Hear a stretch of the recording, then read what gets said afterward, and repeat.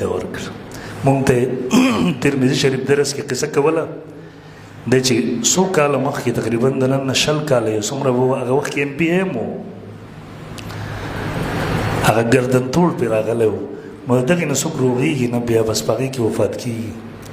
نو ویل زه چې ویل ICU روم کې داخل کړم نو په دې کې هغه ډاکټران د سړي نه دا کپړې وباسي هغه وردي ورته وراغونډوي.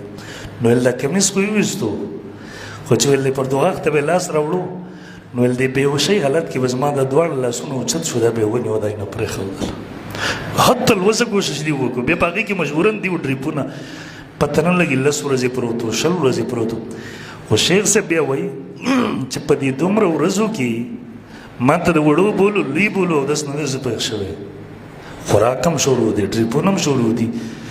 ویل په دا خوب بېهوشۍ کې یو کیفیت غونته کې ګورم چې امام ترمذي ما ته راشي د چا کتابونه چې پړول دغه محدثینو ویل ما ته وایي چې دا ته دلته څه کې تا خو طالبان سبقونو ته ناست دي. ویل خوب غونته کې کیفیت دی.